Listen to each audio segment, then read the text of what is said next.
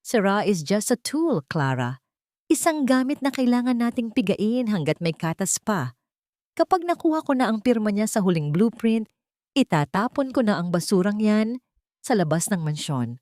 Ang boses ni Lamberto ay tila isang matalas na balisong na humiwa sa katahimikan ng gabi.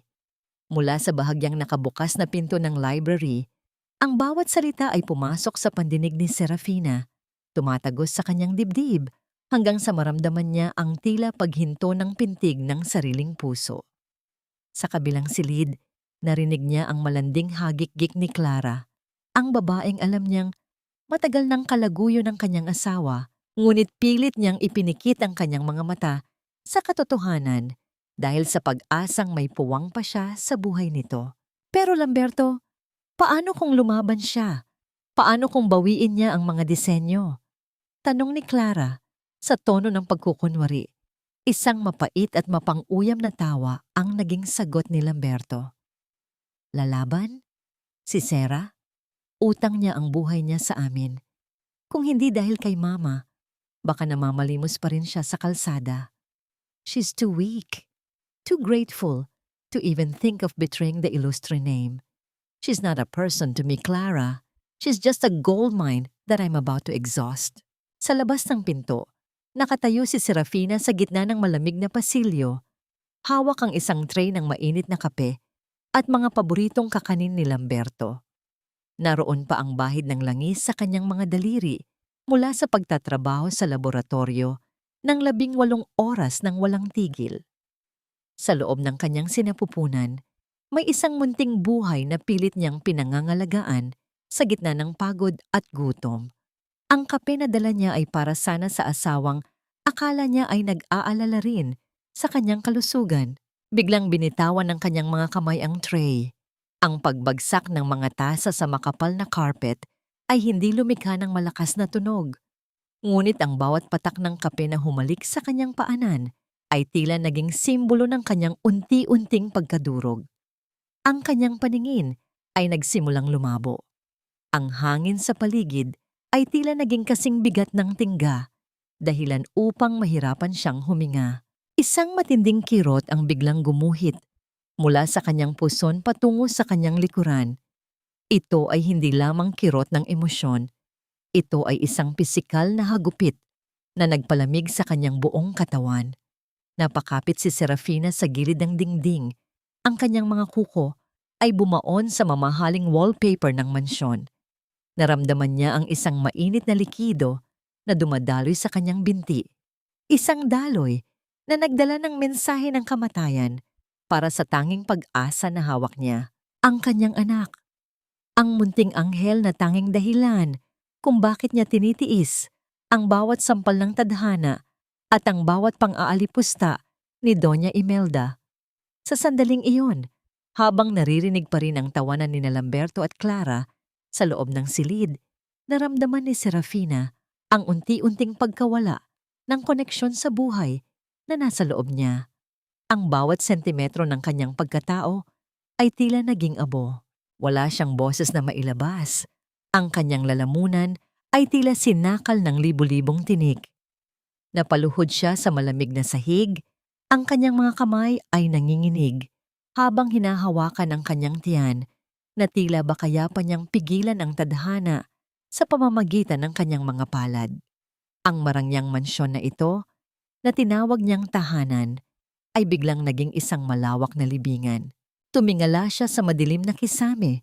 Ang kanyang mga mata ay puno ng luha na hindi pa magawang pumatak dahil sa bigat ng pagkagulantang. Sa kanyang isipan, umaling-aungaw ang mga salita ni Lamberto. She's just a tool. Kasabay ng panibagong bugso ng sakit sa kanyang katawan, isang malamig at madilim na kaisipan ang sumagi sa kanyang diwa. Kung siya ay isang kagamitan lamang para sa kanila, kung ang kanyang pag-ibig at sakripisyo ay naging basura sa kanilang mga mata. Ano na lamang ang matitira sa kanya ngayong, pati ang kanyang anak, ay binabawi na ng langit. Sa gitna ng kanyang paghihingalo, narinig niya ang mabibigat na hakbang ng sapatos ni Doña Imelda sa kabilang dulo ng pasilyo. Ang tunog ng mga alahas nito ay tila isang babala. Ngunit hindi na nakakaramdam ng takot si Serafina. Ang tanging nararamdaman niya ay ang unti-unting pagtigas ng kanyang puso na dati ay puno ng pasasalamat. Ito ba ang kabayaran ng aking utang na loob? Ang tahimik na tanong na umalingaw sa kanyang isipan, isang tanong na walang kasagutan, kundi ang malamig na katahimikan ng gabi at ang hapdi ng pagkawala ng lahat ng kanyang minahal. Isang bata lang ang nawala, Serafina. Huwag mong gawing teleserye ang buhay natin dahil lang sa isang aksidenteng ikaw rin naman ang may kasalanan sa sobrang kapabayaan mo. Ang tinig ni Doña Imelda ay kasing lamig ng bakal habang umaalingaw ito sa loob ng puti at payapang silid ng ospital. Walang bakas ng pakikiramay sa kanyang mga mata. Tanging ang inis na tila ba ang pagkawala ng anak ni Serafina ay isa lamang istorbo sa kanyang schedule. Nakadilat ang mga mata ni Serafina, nakatitig sa puting kisame na tila doon niya hinahanap ang nawalang buhay sa kanyang sinapupunan. Ang bawat salita ng kanyang biyenan ay tila mga asin na ibinubuhos sa isang sariwang sugat. Sa ilalim ng makapal na kumot, ang kanyang mga kamay ay dahan-dahang gumapang patungo sa kanyang puson, patungo sa bahaging dati ay may munting pintig. Ngunit ngayon ay wala nang iba, kundi ang nakabibinging katahimikan at hapis.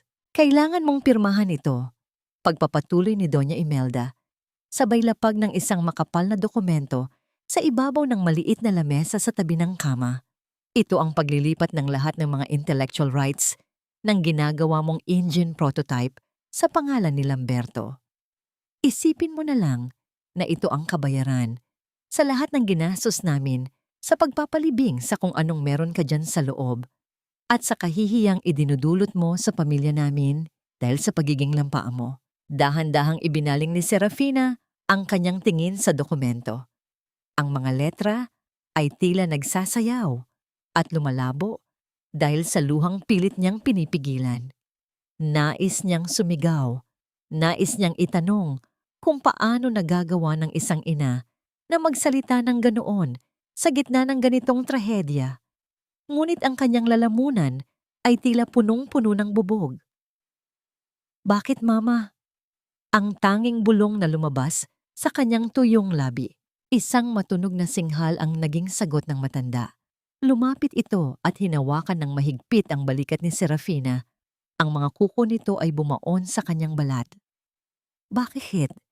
Dahil kung hindi dahil sa amin, nasaan ka ngayon? Nabulok ka na sana sa hirap.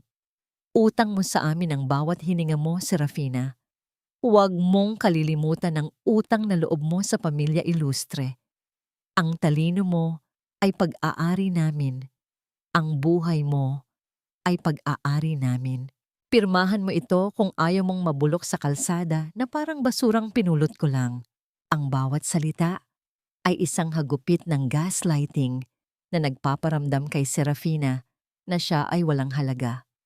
Tila ba ang lahat ng kanyang sakripisyo, ang lahat ng puyat at pagod sa laboratorio ay hindi sapat upang ituring siyang isang tao. Sa gitna ng kanyang panghihina, ang kanyang kamay ay nanginginig na kinuha ang ballpen.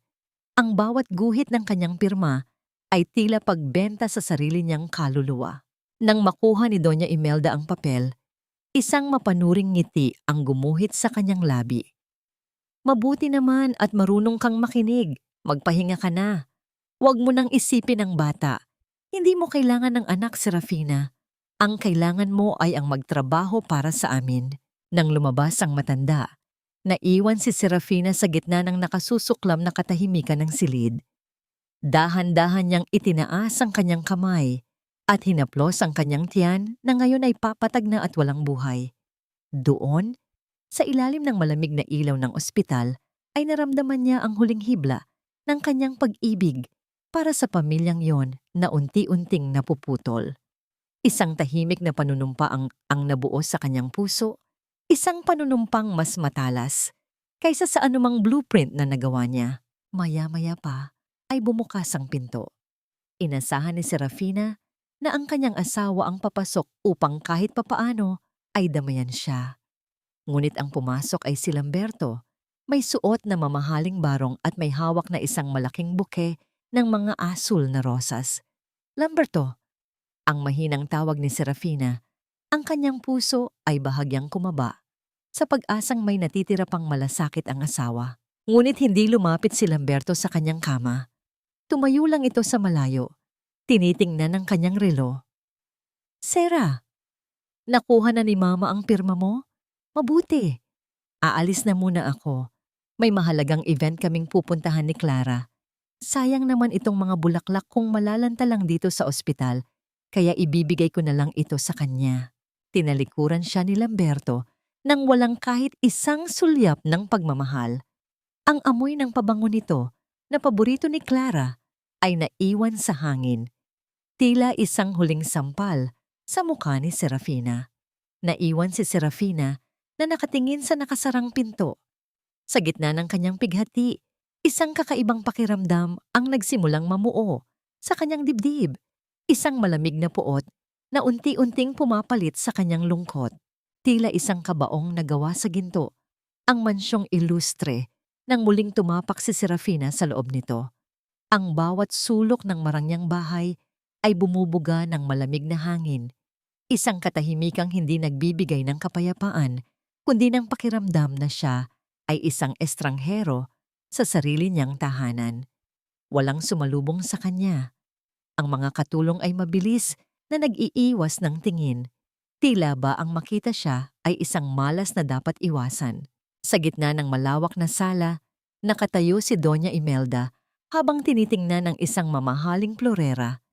Hindi man lamang ito lumingon nang marinig ang mahinang hakbang ni Serafina. Huwag kang tumayo dyan na parang lantang gulay, Serafina. Dumiretso ka na sa laboratorio sa ibaba. Maraming oras ang nasayang sa paghiga mo sa ospital. Kailangan mong bawiin ang bawat sentimong ginastos namin sa pagpapagamot sa'yo.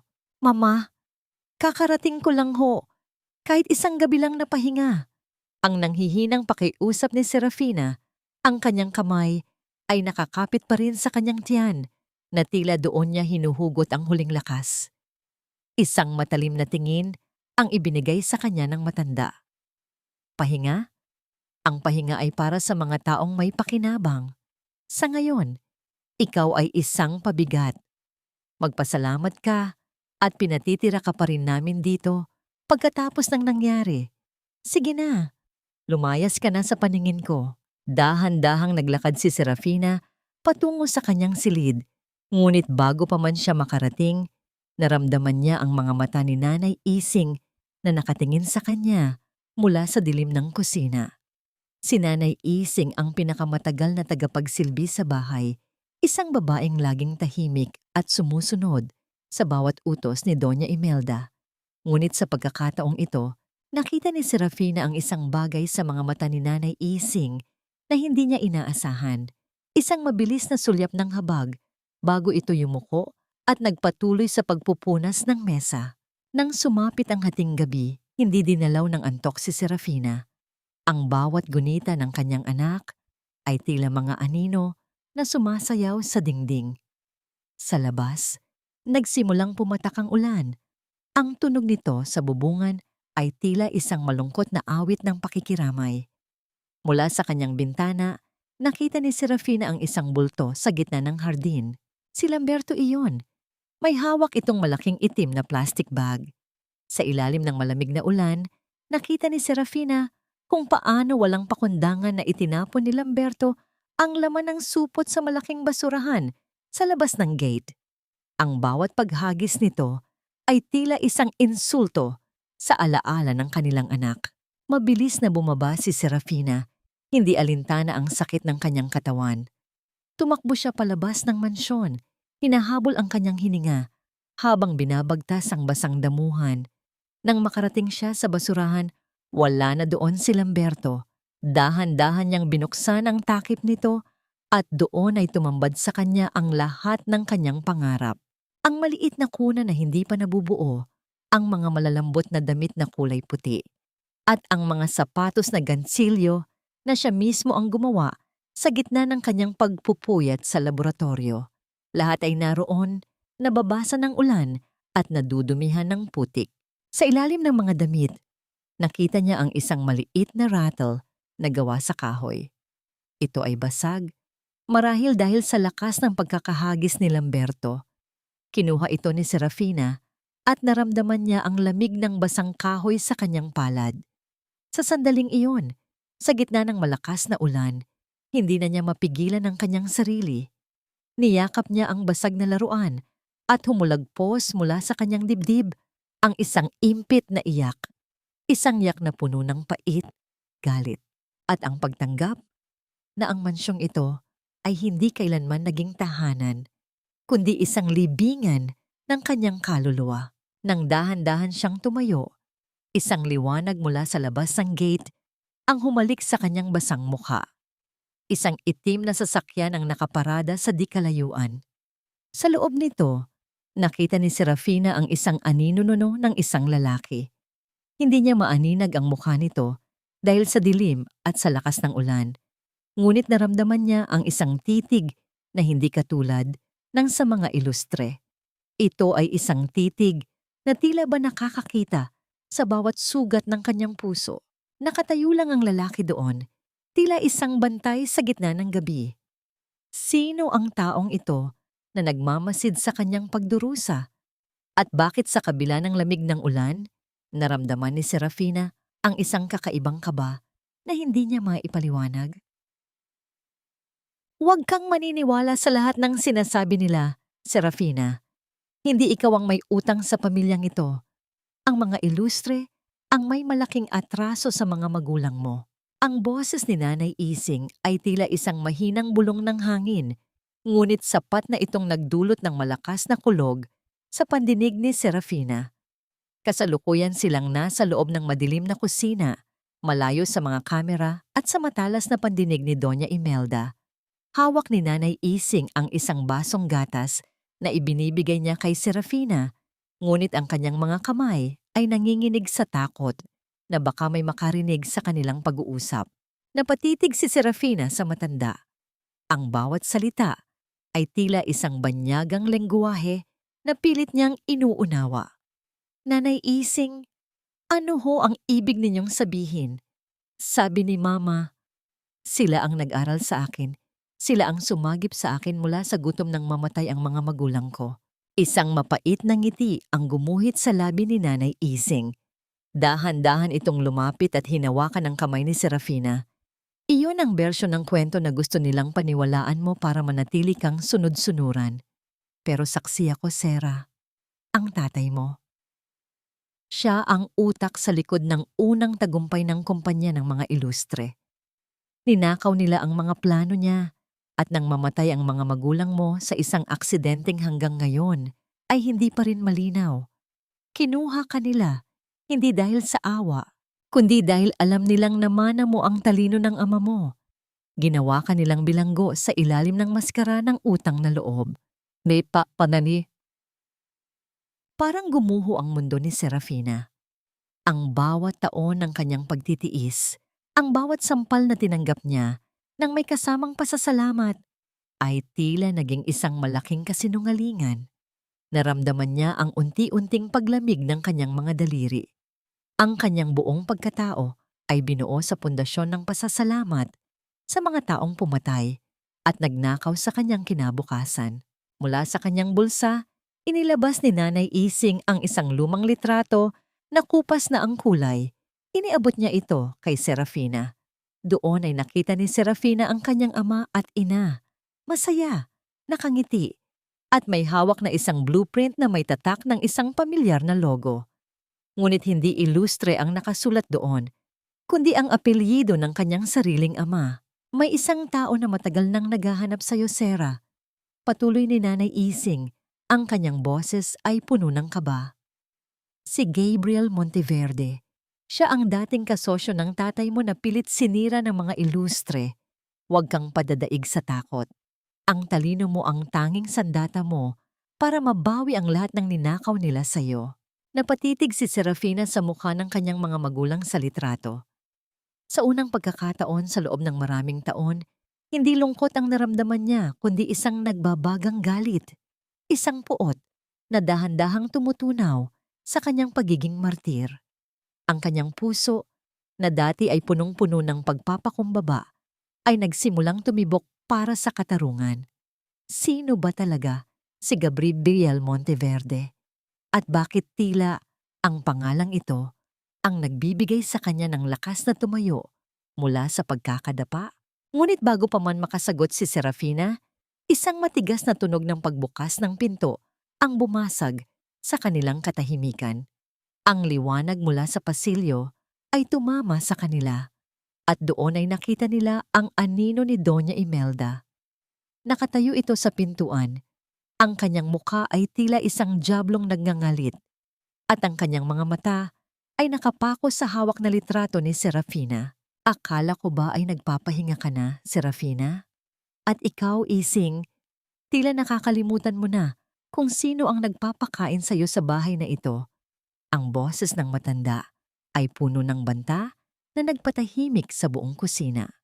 Naramdaman ni Serafina ang pagbilis ng kanyang tibok ng puso. Itinago niya ang litrato sa kanyang likuran, ngunit alam niyang huli na ang lahat. Ang digmaang matagal na niyang iniiwasan ay tuluyan ng kumatok sa kanyang pintuan. Isang ngiti pa, Serafina. Isang ngiti para sa mga kamera. O hinding-hindi mo na makikita si Nanay Ising na humihinga sa mansyong yon pagbalik natin. Ang bulong ni Lamberto sa kanyang tainga ay tila isang malalamig na lason na pumasok sa kanyang sistema. Nakatayo sila sa harap ng isang malaking salamin sa loob ng hotel suite bago ang simula ng Grand Engineering Gala. Habang hinihigpitan ni Lamberto ang pagkakahawak sa kanyang baywang, nakita ni Serafina sa refleksyon ang isang babaeng hindi na niya kilala.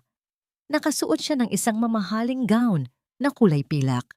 Ang mga brilyante sa kanyang leeg ay tila mga mabibigat na kadena at ang kanyang mukha ay selyado ng makapal na make-up upang itago ang pamamaga ng mga mata at ang kaputlaan ng kanyang balat. Ito ang metal na merienda ng mga ilustre, ang pagpapakita ng isang perpektong pamilya sa harap ng lipunan habang sa loob ng kanilang tahanan ay unti-unti nilang pinapatay ang kanyang kaluluwa. Lamberto, parang awa mo na. Huwag mong idamay si Nanay Ising. Ang halos hindi marinig na pakiusap ni Serafina. Ang kanyang mga kamay, sa loob ng suot na gloves, ay nanginginig, ngunit pinilit niyang panatilihing tuwid ang kanyang tayo. Then do your job, my dear genius wife. Tugon ni Lamberto na may kasamang mapang-uyam ng ngiti. Mamaya, kapag tinawag ako bilang Engineer of the Year, kailangang makita ng lahat na ikaw ang pinakamalakas kong taga-suporta. No tears, Sarah. Just the perfect, submissive wife of Lamberto Ilustre. Sa loob ng malawak na ballroom, ang liwanag mula sa mga dambuhalang chandelier ay tila sumusugat sa paningin ni Serafina. Ang bawat bati ng mga tao, ang bawat pag-click ng mga kamera na tila mga kidlat na bumubulag sa kanya, ay nagpapadama sa kanya ng matinding pagkahilo.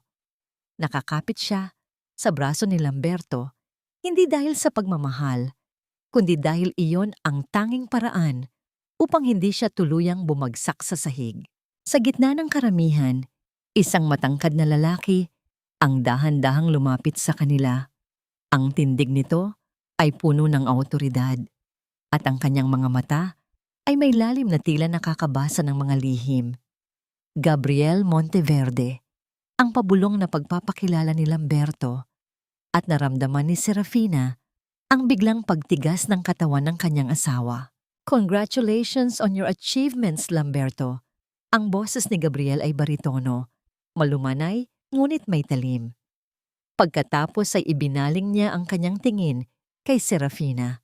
Dahan-dahan niyang kinuha ang kamay ni Serafina at hinagkan ang likod nito. At sa'yo, Mrs. Ilustre, o mas gusto mong tawaging Serafina? Narinig ko ang tungkol sa iyong mga kontribusyon sa aviation project. Tunay na kahanga-hanga ang isang utak na kayang bumuo ng langit sa gitna ng impyerno. Napatigil ang mundo ni Serafina. Ang pagpili ni Gabriel sa mga salita ay tila isang lihim na mensahe. Sa sandaling magkadampi ang kanilang balat, Naramdaman ni Serafina ang isang kakaibang daloy ng seguridad. Isang kuryente na tila nagsasabing hindi siya nag-iisa. Ang mga mata ni Gabriel ay tila isang daungan sa gitna ng bagyo. "Excuse us, Gabriel. My wife is a bit tired." Ang mabilis na singit ni Lamberto, sabay hila kay Serafina palayo. Ang higpit ng pagkakahawak nito sa kanyang siko ay sapat na upang mag-iwan ng panibagong pasa sa ilalim ng telang pilak. Nang makarating sila sa isang madilim na sulok ng balkonahe, hinarap siya ni Lamberto nang may nanlilisik na mga mata. "Ano iyon, Sera? Bakit ganoon ka makatingin sa kanya? Nakakalimutan mo na ba kung sino ang asawa mo?" "Wala akong ginagawa, Lamberto. Siya ang lumapit." Ang depensa ni Serafina habang pilit na kumakawala sa hawak nito. "Huwag kang magsinungaling. Nakita ko ang ningning sa mga mata mo. Akala mo ba hindi ko alam ang mga plano ninyo ni Ising?" Dinamba ni Lamberto ang kanyang mukha. Ang mga daliri nito ay bumaon sa kanyang pisngi.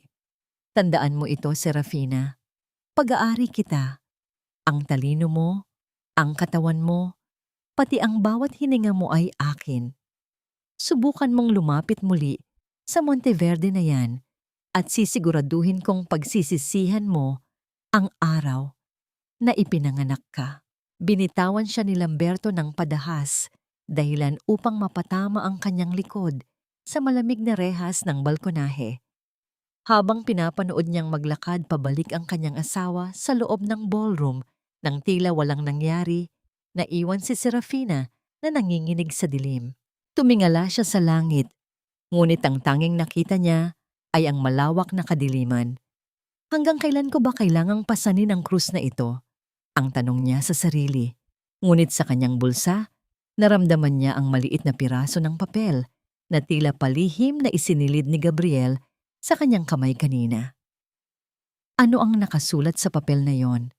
At kakayanin ba niyang sumugal sa isang lalaking banyaga sa kanyang buhay kapalit ng kalayaang matagal na niyang kinalimutan? "Hindi ko siya kailanman minahal, Mama. Ang totoo, nasusuklam ako sa bawat sandaling kailangan ko siyang yakapin para lang makuha ang gusto ko. Para siyang amoy langis at kalawang na dumidikit sa balat ko." Ang boses ni Lamberto ay nanggagaling sa kabilang panig ng pinto ng kanilang silid, malamig at walang bahid ng pag-aalinlangan. Nakahiga si Serafina sa kama, nakapikit ang mga mata, at pilit na pinapanatili ang pantay na paghinga upang magmukhang mahimbing ang tulog. Ngunit sa loob ng kanyang dibdib, ang bawat salitang binitawan ng kanyang asawa ay tila mga tipak ng yelo na dumudurog sa kanyang puso. Narinig niya ang mahinang tunog ng paglapag ng baso sa mesa at ang boses ni Doña Imelda na tumugon.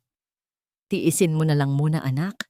1 linggo na lang at gaganapin na ang launch ng bagong makina. Kapag nakuha na natin ang atensyon ng gobyerno at ng mga international investors, wala na tayong silbi sa kanya. Nakausap ko na si Dr. Villarreal. Handa na ang mga papeles para ideklara siyang mentally unstable dahil sa postpartum depression at trauma ng pagkakalaglag ng bata. Sa San Jose Asylum, walang makikinig sa kanya. Doon siya mabubulok, habang tayo ang umani ng yaman mula sa kanyang mga disenyo." Nanigas ang buong katawan ni Serafina. Ang kanyang mga daliri ay bumaon sa ilalim ng kanyang unan. Pilit na pinipigilan ang sarili na sumigaw sa tindi ng sakit at galit. Hindi lamang pala ang kanyang talino ang ninanakaw nila. Pinaplano na rin nilang burahin ang kanyang pagkatao sa mundo. Ang mga taong tinuring niyang pamilya ay mga buwitreng naghihintay na lamang sa kanyang huling hininga. Nang marinig niya ang papalabas na mga hakbang ni Doña Imelda at ang pagpasok ni Lamberto sa banyo upang maligo, dahan-dahang bumangon si Serafina. Ang kanyang bawat kilos ay tila isang anino na gumagalaw sa dilim. Pumasok siya sa loob ng banyo ng kabilang kwarto at binuksan ang gripo ng malakas. Sa ilalim ng tunog ng umaagos na tubig, doon niya ibinuhos ang kanyang mga luha. Ang kanyang pag-iyak ay walang boses. Tanging ang panginginig ng kanyang balikat ang nagpapakita ng bigat ng kanyang pighati. Ngunit habang hinuhugasan ng malamig na tubig ang kanyang mukha, ang lungkot ay dahan-dahang napalitan ng isang nakapanindig balahibong determinasyon. Kung basura ang tingin niyo sa akin, sisiguraduhin kong sa basura rin kayo pupulutin. Ang bulong niya sa kanyang sarili habang nakatingin sa sariling refleksyon sa salamin.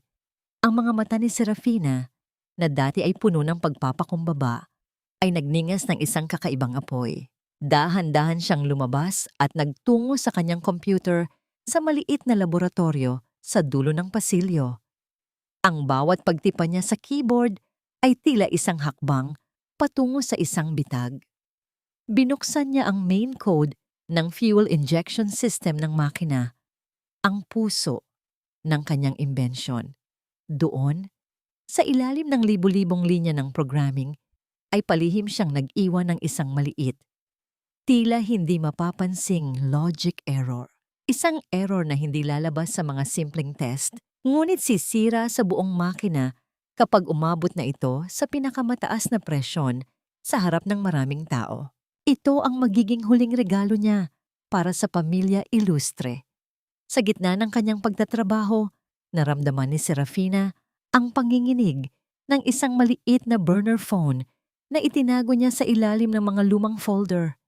Isang text message mula sa isang hindi kilalang numero ang lumitaw. "Huwag kang matakot. Nakabantay ako.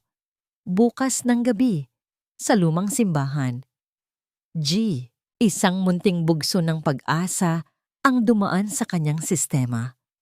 Ngunit bago pa man niya maitago ang cellphone, narinig niya ang tunog ng pagpihit ng kandado ng pintuan. Ang anino ni Lamberto ay bumakas sa sahig ng laboratorio. "Sera, anong ginagawa mo rito sa ganitong oras? Akala ko ba ay mahimbing ang tulog mo?" Ang boses ni Lamberto ay puno ng pagduda habang dahan-dahan itong lumalapit sa kanyang likuran. Mabilis na itinago ni Serafina ang cellphone sa loob ng kanyang damit at pilit na kinalma ang kanyang mukha. Hinarap niya ang asawa ng may malamig na tingin, isang tingin na hindi pa nito kailanman nakita sa kanya. "Sinisigurado ko lang na magiging perpekto ang launch mo, Lamberto, dahil iyon ang huling bagay na gagawin ko para sa pamilyang ito." Napatitig si Lamberto sa kanya, tila may hinahanap na sagot sa kanyang mga mata. "Mabuti naman. Siguraduhin mo lang, Sera, dahil alam mo naman ang mangyayari kapag binigo mo kami." Nang makaalis si Lamberto, naiwan si Serafina na nanginginig sa takot at galit. Ngunit sa kabila nito, alam niyang wala nang balikan. Ang makina ay handa na, ang bitag ay nakalatag na, at ang tanging tanong na lamang ay kung sino ang unang masusunog sa apoy na kanyang sinimulan.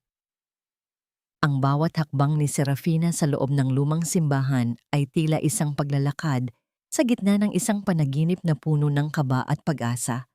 Ang amoy ng namamatay na kandila at ang halimuyak ng mga tuyong bulaklak ay humalo sa malamig na hangin ng gabi.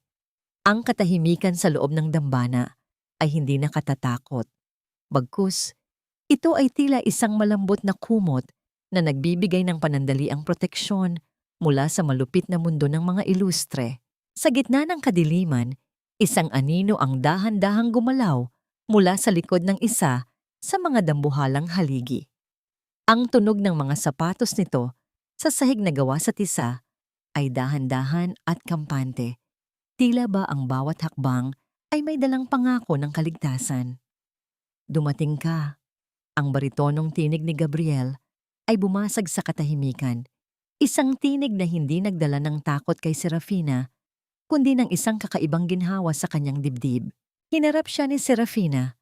Ang kanyang mukha ay bahagyang natatamaan ng liwanag mula sa mga munting kandila.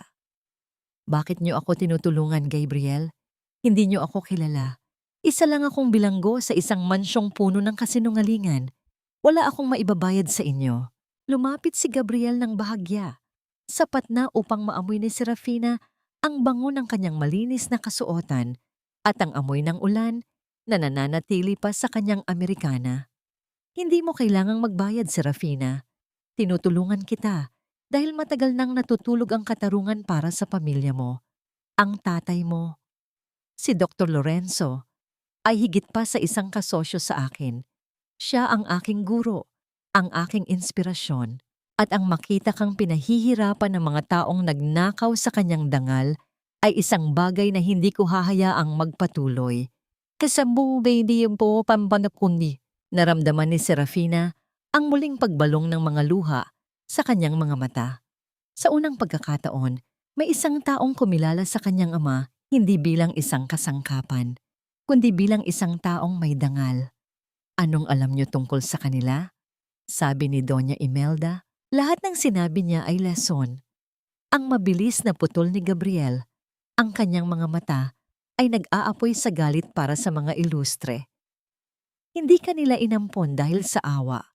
Inampon kanila dahil ikaw ang susi sa kayamanang hindi nila kailanman kayang likhain sa sarili nilang mga kamay. You are a genius, Serafina, and they are just parasites living off your light. Biglang naramdaman ni Serafina ang isang malakas na panginginig ng kanyang buong katawan, hindi dahil sa takot, kundi dahil sa bigat ng katotohanang ngayon lamang niya tuluyang nayakap.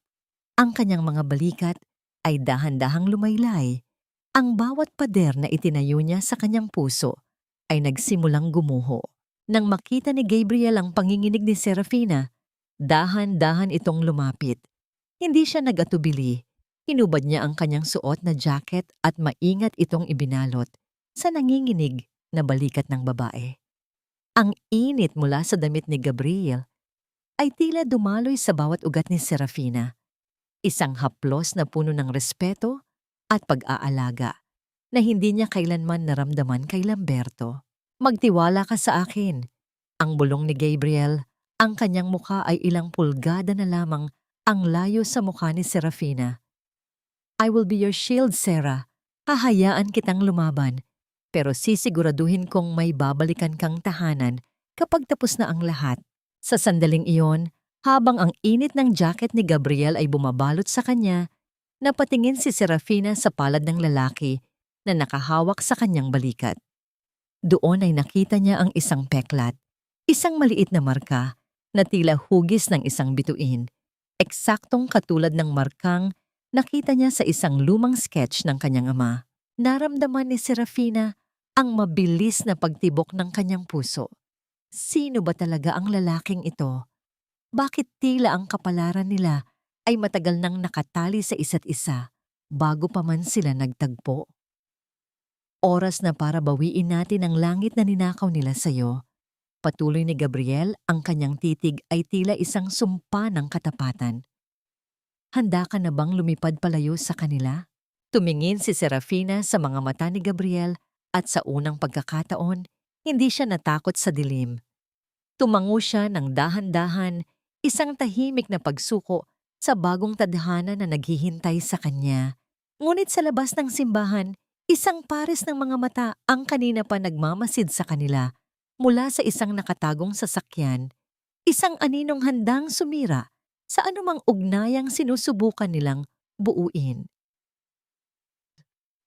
Ang bawat linyang inilalagay ko rito ay hindi lamang bahagi ng iyong tagumpay, Lamberto. Ito ang magiging hatol ng kamatayan para sa lahat ng iyong mga pangarap. Ang kaisipang ito ay tila isang malamig na bulong sa isipan ni Serafina, habang ang kanyang mga daliri ay mabilis na lumalakbay sa keyboard. Ang laboratorio ay balot ng katahimikan. Tanging ang mahinang ugong ng mga computer at ang tunog ng pagpindot niya sa mga keys ang naririnig.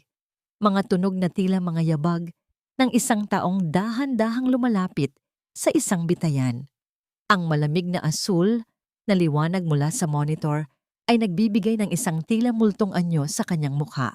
Sa loob ng programming ng fuel injection system, maingat niyang inilagay ang logic error.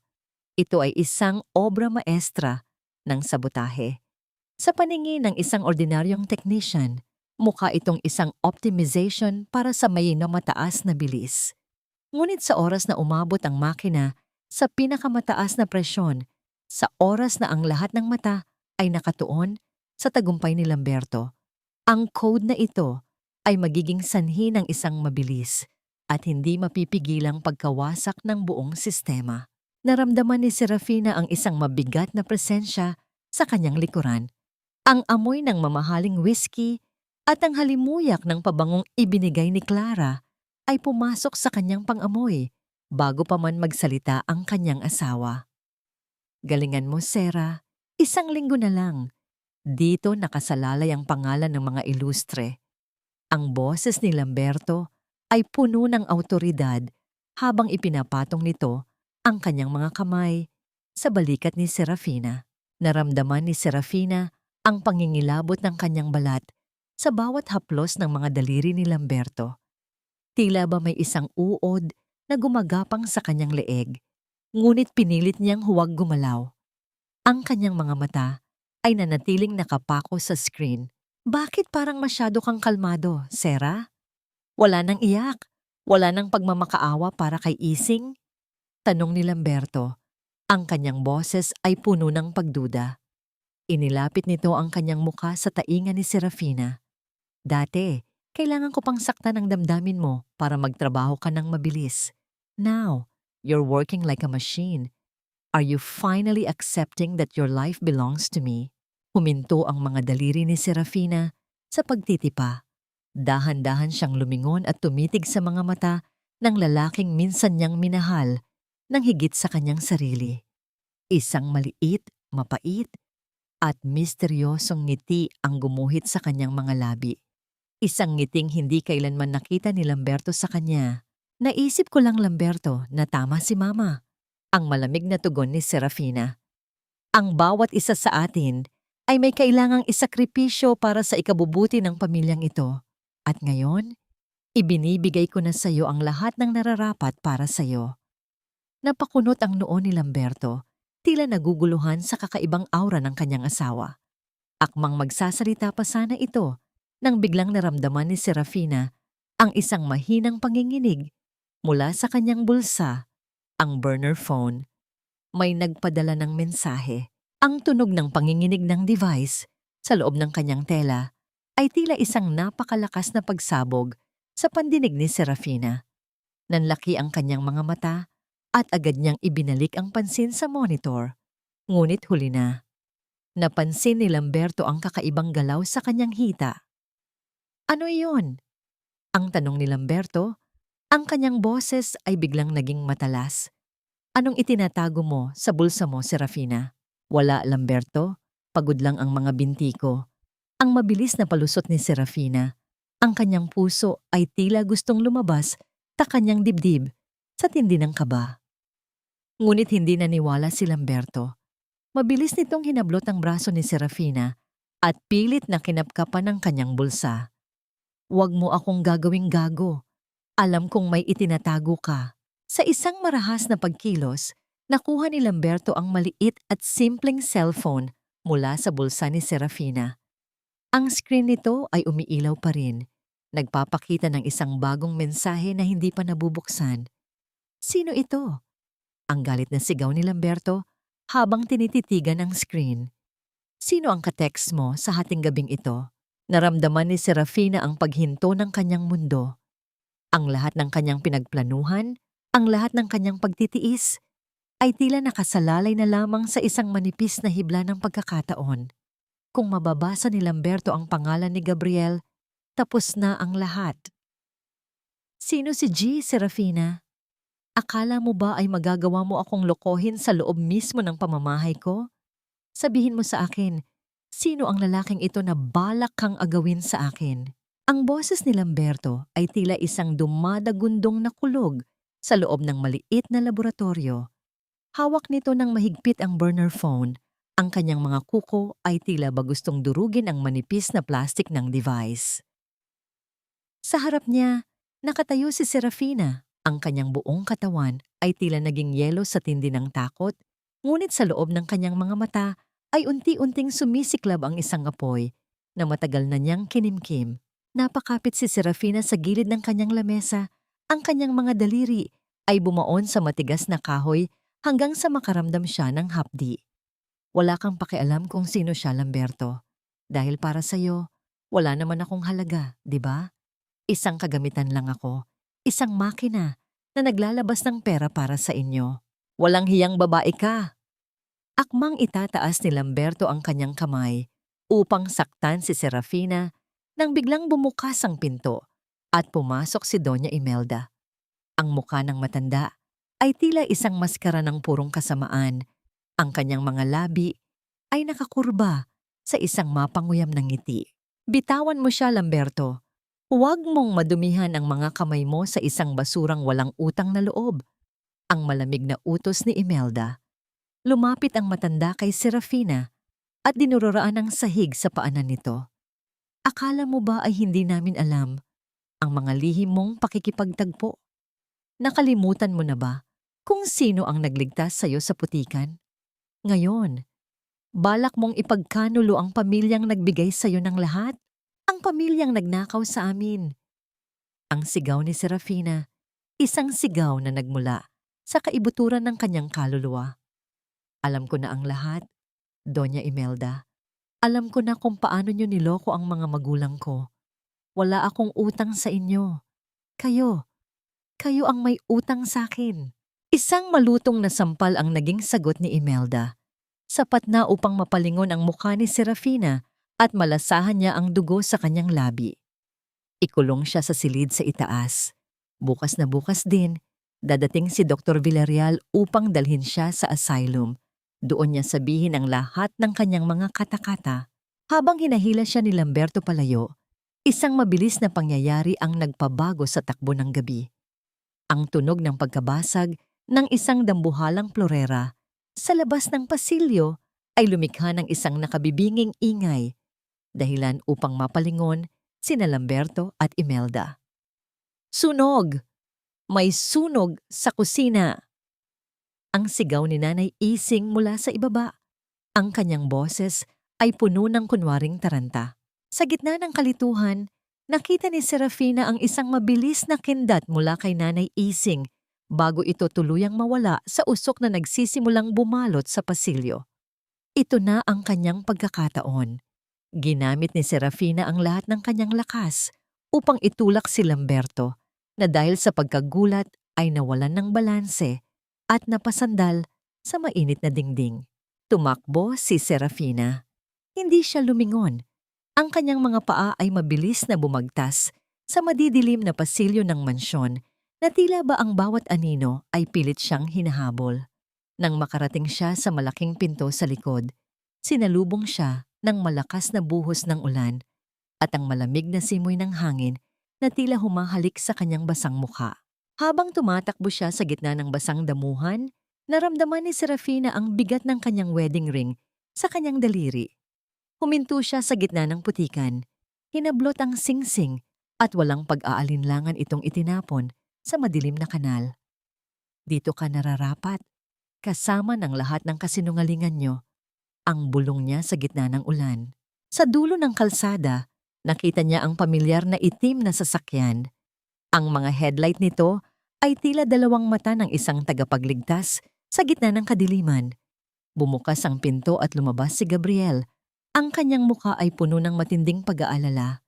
"Sera, dito, bilis!" Ang tawag ni Gabriel habang tumatakbo patungo sa kanya. Nang marating ni Serafina ang mga bisig ni Gabriel, naramdaman niya ang isang matinding panghihina. Ang bawat sentimetro ng kanyang katawan ay nanginginig sa tindi ng adrenaline at takot. Binuhat siya ni Gabriel at mabilis na isinakay sa loob ng sasakyan. "Ligtas ka na, Sera. Hindi ka na nila muling mahahawakan." Ang pangako ni Gabriel habang pinapaandar ang makina ng sasakyan. Ngunit bago pa man sila tuluyang makalayo sa gate ng mansyon, isang matalim at nakabibinging tunog ng putok ng baril ang umaling-awngaw mula sa itaas na palapag ng bahay ng mga ilustre. Ang tunog ay nagmula sa silid ni Doña Imelda, pumutol sa ingay ng ulan at nag-iwan ng isang nakapanindig balahibong katanungan sa isipan ni Serafina. Sino ang binaril at ano ang nangyari kay Nanay Ising sa loob ng mansyong unti-unti nang nilalamon ng dilim at usok? Tatangos. Ang katahimikan pagkatapos ng putok ng baril ay mas masakit pa kaysa sa mismong ingay nito. Dahil sa bawat segundong lumilipas, ang bawat tibok ng aking puso ay tila isang pagbibilang sa mga buhay na naiwan ko sa impyernong iyon. Ang bawat pahid ng wiper sa salamin ng sasakyan ay lumilikha ng isang paulit-ulit at nakababagot na tunog, tila ba sinusubukang burahin ang imahe ng naglalagablab na mansyon sa isipan ni Serafina. Nakaupo siya sa tabi ni Gabriel. Ang kanyang katawan ay balot ng isang tuyong kumot, ngunit ang panginginig ng kanyang mga balikat ay hindi kayang pigilan ng anumang init. Ang kanyang mga mata ay nananatiling nakapako sa dilim ng kalsada, habang ang bawat patak ng ulan sa bubungan ng sasakyan ay tila ba muling nagpapaalala sa kanya ng putok ng baril na narinig kanina. "Sira, huminga ka. Ligtas ka na."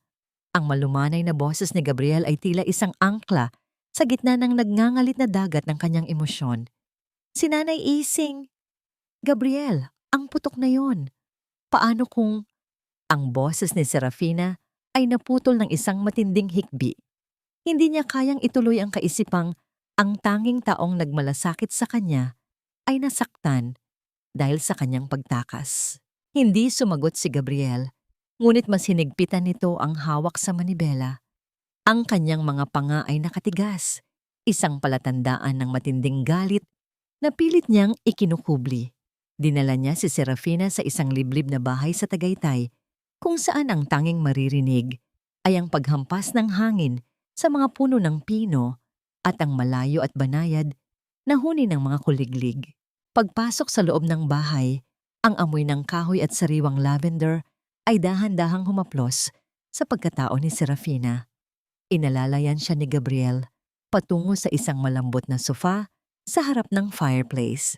Ang init mula sa nagbabagang kahoy ay nagsimulang tumunaw sa yelo na bumabalot sa kanyang puso. Dahan-dahang lumapit si Gabriel, bitbit ang isang tasa ng mainit na tsokolate. Naupo ito sa sahig, sa paanan ni Serafina, at tiningnan siya ng may katapatang hindi niya kailanman nakita sa mga mata ni Lamberto.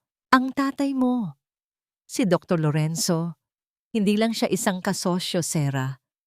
Siya ang tumayo kong ama nang mamatay ang sarili kong pamilya. Nang makuha ng mga ilustre ang mga patent niya.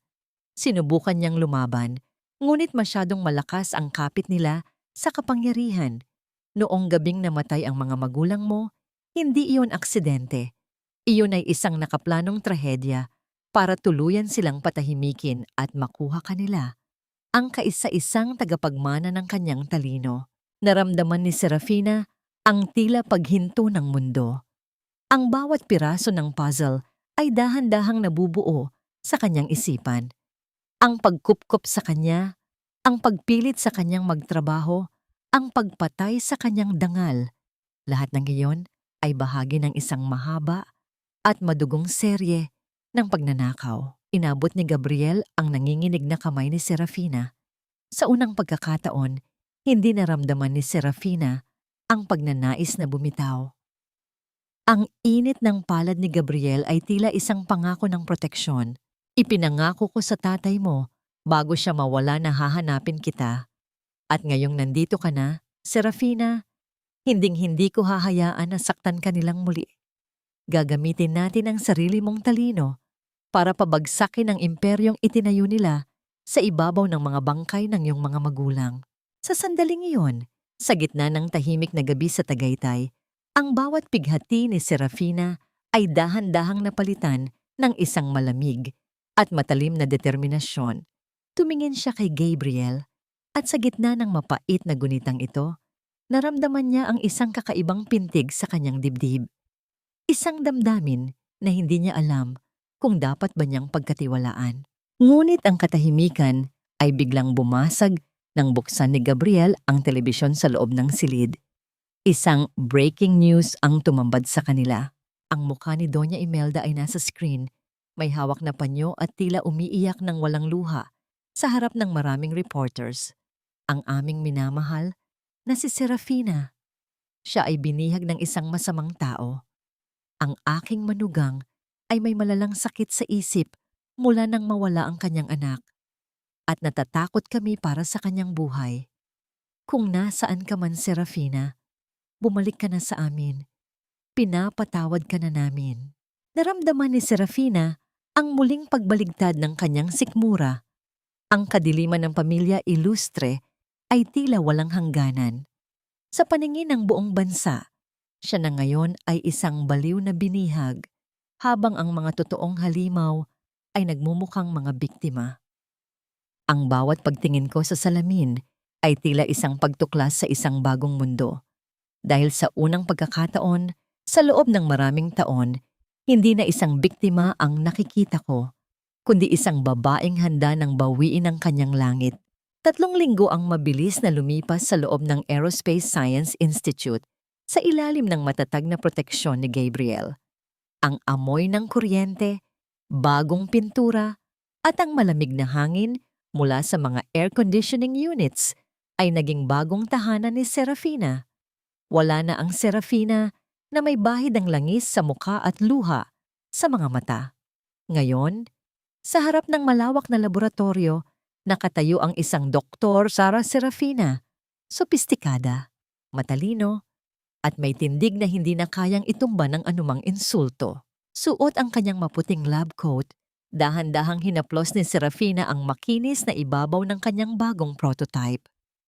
Ito ang bunga ng kanyang tunay na talino, ang makinang hindi ninakaw at hindi nabahira ng kasinungalingan ng mga Ilustre.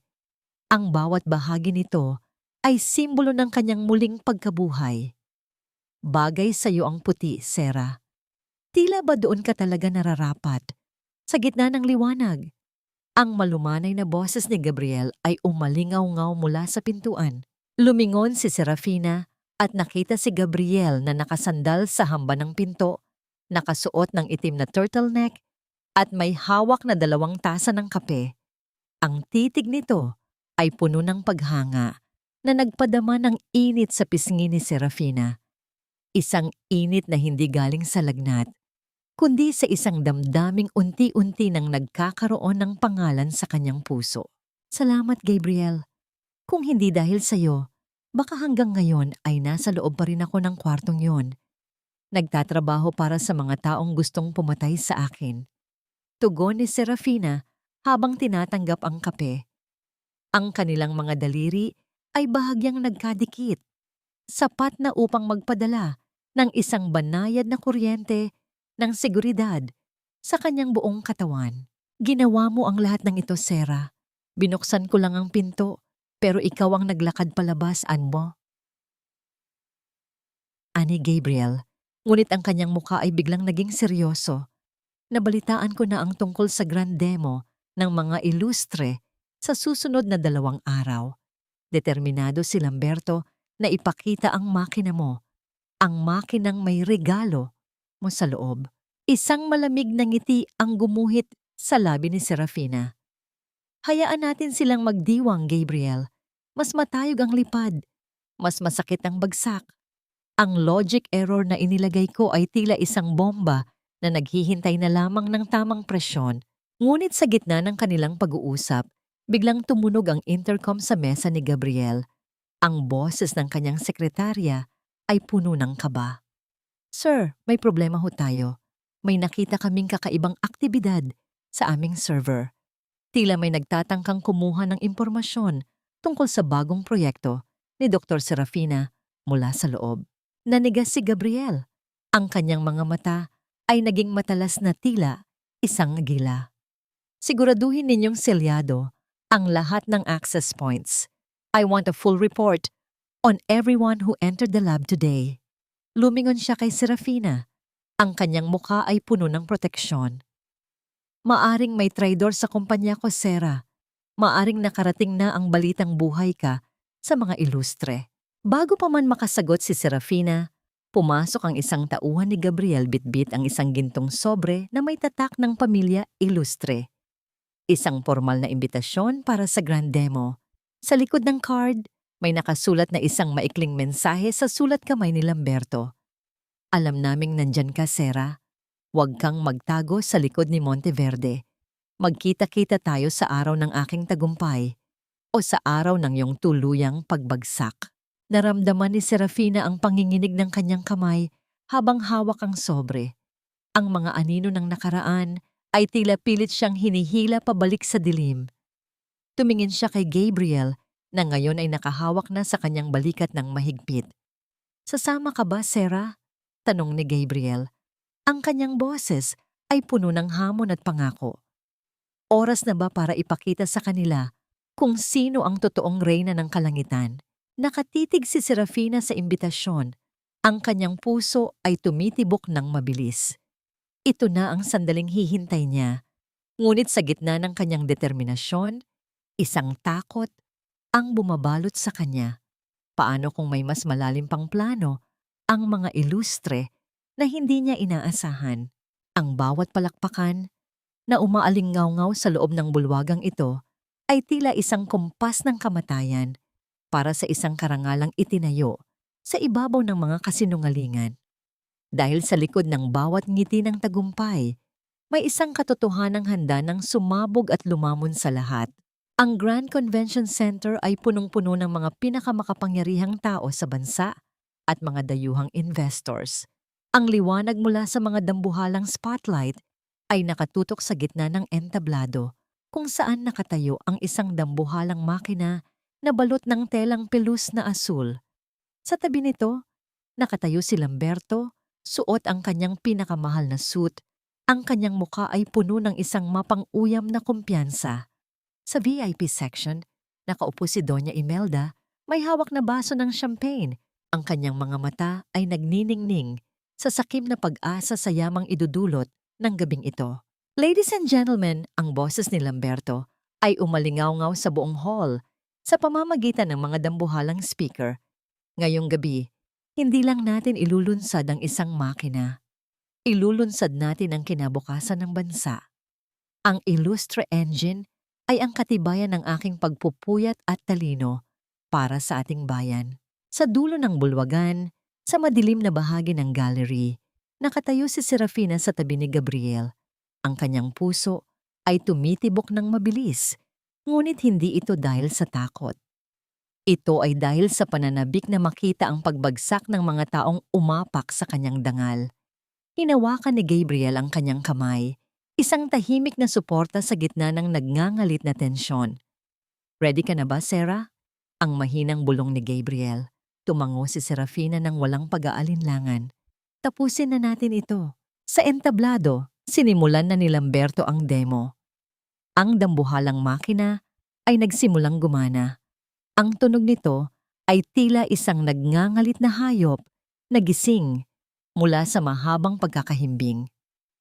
Ang mga monitor sa paligid ay nagpapakita ng tumataas na level ng presyon at enerhiya. Ang mga tao ay nagsimulang magbulungan sa paghanga. Ngunit habang papunta ang makina sa pinakamataas nitong kapasidad, ang kulay ng mga graph sa monitor ay biglang nagbago mula sa luntian patungo sa matapang na pula. Isang hindi maipaliwanag na tunog ng pagkiskis ng mga bakal ang nagsimulang umalingaw-ngaw mula sa loob ng makina. Isang tunog na tila ba isang taong sumisigaw sa tindi ng sakit. "Anong nangyayari?" Ang galit na tanong ni Lamberto sa kanyang mga technician, ngunit wala itong natanggap na sagot, kundi ang pagkataranta ng mga ito. Ang makina ay nagsimulang manginig ng marahas. Isang makapal at itim na usok ang biglang bumuga mula sa exhaust pipes nito na mabilis na binalot ang entablado ng amoy ng sunog na kable at langis. Ang mga investors ay nagsimulang tumayo sa takot, habang ang mga security guards ay nagtatangkang pakalmahin ang karamihan. "Patayin niyo ang makina! Ngayon din!" Ang sigaw ni Doña Imelda na napatayo na rin mula sa kanyang upuan. Ang kanyang champagne ay natapon sa kanyang mamahaling gown. Ngunit huli na ang lahat. Isang nakabibinging tunog ng pagkalas ng mga tornilyo at pagputok ng mga pressure valves ang bumasag sa katahimikan ng bulwagan. Ang makina na dapat ay magiging korona ni Lamberto ay tuluyan ng huminto, naglalabas ng matinding init at usok na tila isang bangkay na nilalamon ng apoy. Sa gitna ng usok at kalituhan, ang mga dambuhalang pinto ng bulwagan ay dahan-dahang bumukas. Ang liwanag mula sa labas ay lumikha ng isang mahabang anino Sa gitna ng pasilyo, bawat mata ay napabaling sa babaeng naglalakad papasok. Isang babaeng suot, ang isang itim na business suit, may tindig na kasing tatag ng isang bundok, at may mga matang tila naglalabas ng kidlat. Serafina, ang halos hindi marinig na bulong ni Lamberto. Ang kanyang mukha ay naging kasing puti ng papel. Nagpatuloy sa paglalakad si Serafina hanggang sa marating niya ang harap ng entablado. Tumingala siya kay Lamberto at kay Doña Imelda na ngayon ay tila ba nakakita ng isang multo. Ang gawa ng isang magnanakaw ay hindi kailanman lilipad. Lamberto, ang boses ni Serafina ay malinaw at matapang, sapat na upang marinig ng lahat ng tao sa loob ng hall. Dahil ang tunay na talino ay hindi nakukuha sa pagnanakaw ng pirma o sa pagmamanipula ng damdamin. Ang makinang yan ay hindi nasira dahil sa aksidente. Nasira iyan dahil ang bawat piraso nito ay sumisigaw ng katarungan para sa mga magulang ko. Isang dambuhalang screen sa likuran ni Serafina ang biglang nag-iba ng imahe. Hindi na ang logo ng mga ilustre ang nakasulat doon, kundi ang mga orihinal na blueprints na may pirma ni Dr. Lorenzo, ang ama ni Serafina, kasama ang mga video clips ng Bauhan Vatautung mas Serafina da Chayquachang Mansion. Naramdaman ni Serafina ang isang matinding gaan sa kanyang dibdib. Habang ang buong bulwagan ay nababalot ng bulungan ng pagkagulat at kahihiyan para sa mga ilustre, alam ni Serafina na ito pa lamang ang simula. Ang logic error ay nagawa na ang kanyang tungkulin. Ngayon, ang katotohanan naman ang tatapos sa laban. Ang bawat kislap ng mga kamera na dati ay nagbibigay ng ningning sa kanilang pangalan. Ngayon, ay tila mga matatalas na kidlat na humihiwa sa bawat hibla ng kanilang kasinungalingan. Dahil sa harap ng buong mundo, ang korona ng mga ilustre ay dahan-dahang nagiging abo sa ilalim ng bigat ng katotohanan.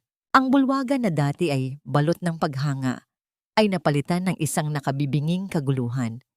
Ang tunog ng mga sirena ng pulis mula sa labas ay dahan-dahang humalo sa ingay ng mga nagtatanong na reporters. Sa gitna ng entablado, nakatayo si Lamberto, ang kanyang mukha ay tila isang bangkay na binagsakan ng langit.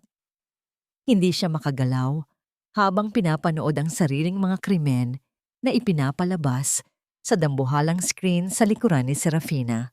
Hindi ito totoo, kasinungalingan ang lahat ng ito. Ang sigaw ni Doña Imelda habang pilit na itinutulak ang mga cameramen na pilit kumukuha ng kanyang larawan. Ang kanyang mamahaling alahas ay tila naging mga mabibigat na kadenang sumasakal sa kanyang leeg. Dahan-dahang pumasok ang mga operatiba ng National Bureau of Investigation sa gitna ng bulwagan. Ang tunog ng kanilang mabibigat na sapatos sa sahig na gawa sa marmol ay tila isang martsa ng kamatayan para sa dangal ng mga ilustre. Lumapit ang isang opisyal kay Lamberto at inilabas ang isang warrant of arrest. Lamberto Ilustre, arestado ka sa mga kasong intellectual property theft, corporate fraud at domestic violence. Ang deklarasyon ng opisyal, ang malamig na tunog ng pagkakandado ng bakal na posas sa kanyang mga pulso ay umalingaw-ngaw sa buong hall. Isang tunog na naghudyat ng katapusan ng kanyang paghahari. Napatingin si Lamberto kay Serafina, ang kanyang mga mata ay puno ng purong poot. Pagsisisihan mo ito, Serafina. Sisiguraduhin kong mabulok ka rin sa hirap. Ngunit hindi natinag si Serafina. Nakatayo siya sa tabi ni Gabriel, ang kanyang mga kamay ay hindi na nanginginig. Hindi na ako ang Serafina na kaya mong saktan, Lamberto. Ang hirap na sinasabi mo, doon ako nanggaling at doon ka palang pupunta. Sa gitna ng kaguluhan, nakita ni Serafina si Clara na dahan-dahang umaatras patungo sa labasan. Bit-bit nito ang kanyang mamahaling bag. Ang kanyang mga mata ay pabalik-balik sa mga pulis at kay Lamberto. Clara, tulungan mo ako. Ang sigaw ni Lamberto habang hinihila siya ng mga pulis. Ngunit huminto si Clara at tiningnan si Lamberto ng may pandidiri. Huwag mo akong idamay sa dumi mo, Lamberto. Akala ko ba ay matalino ka? Wala ka palang kwenta kung wala ang asawa mo. Tapos na tayo.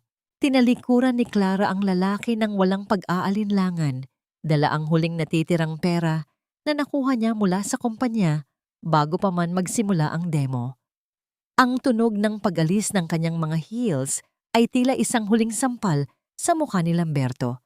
Isang katibayan na ang lahat ng kanyang itinuring na kakampi ay mga aninong nawawala rin kapag dumidilim ang paligid.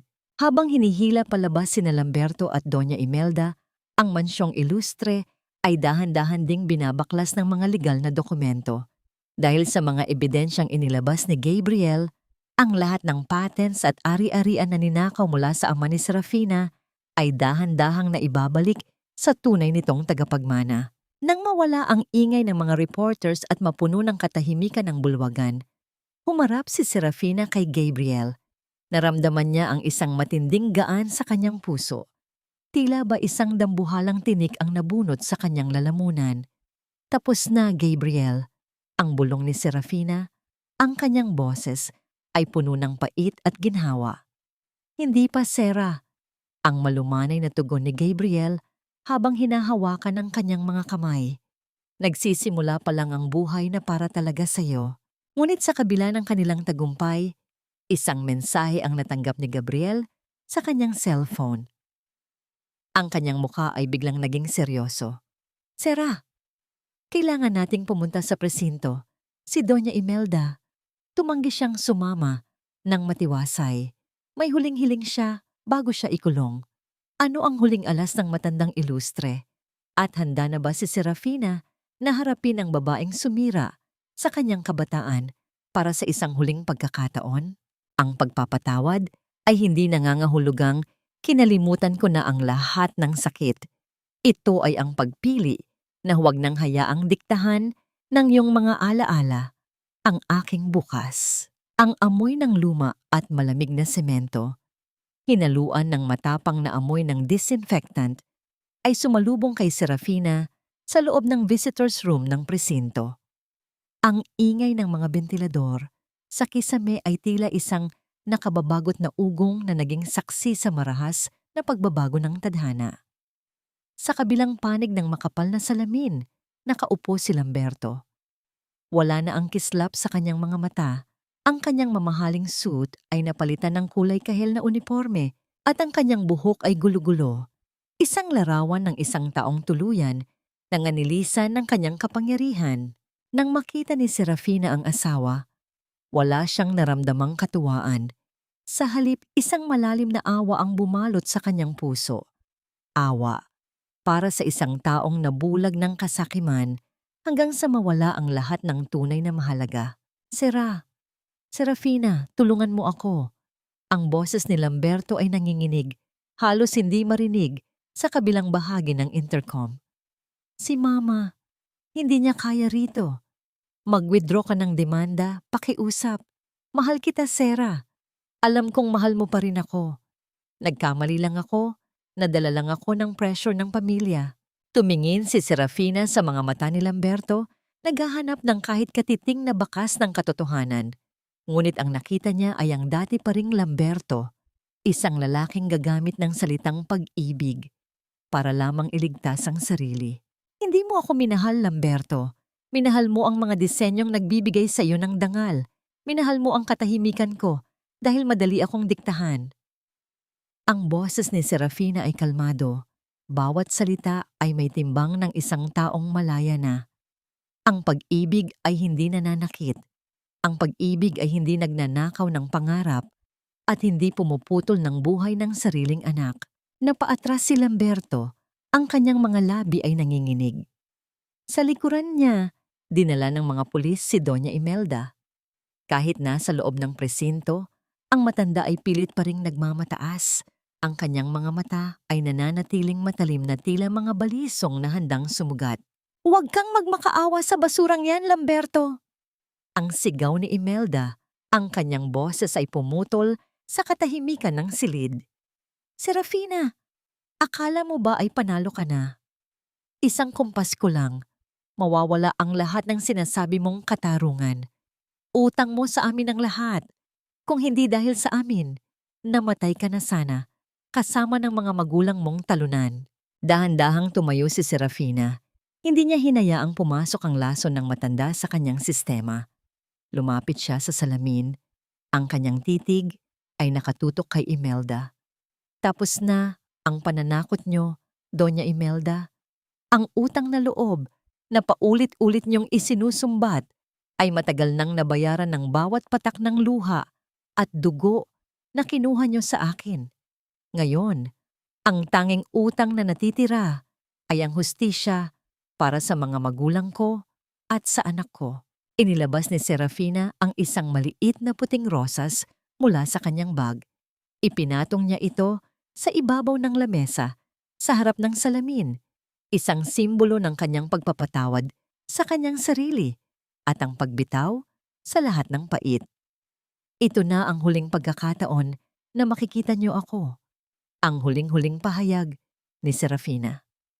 Mabuhay kayo sa gitna ng katahimikan ng inyong mga konsensya.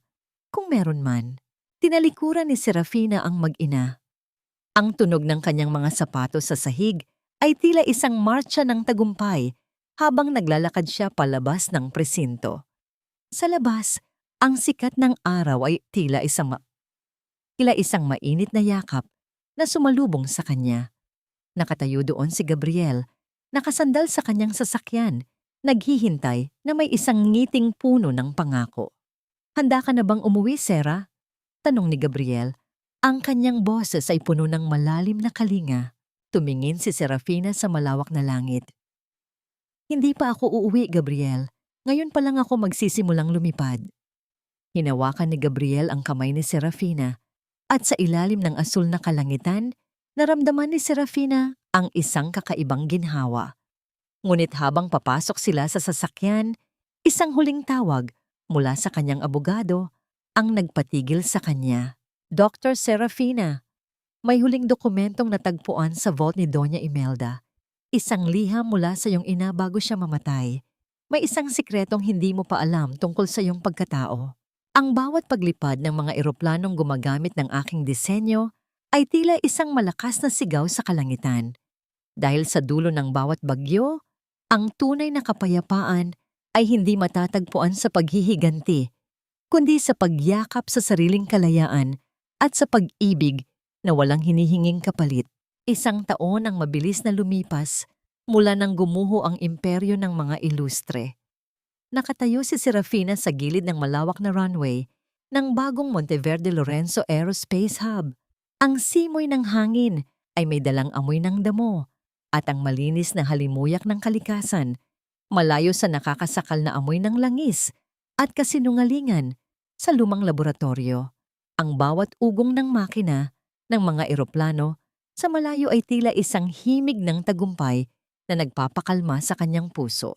Sa kanyang kamay, hawak niya ang lumang liham na nakuha mula sa vault ni Doña Imelda.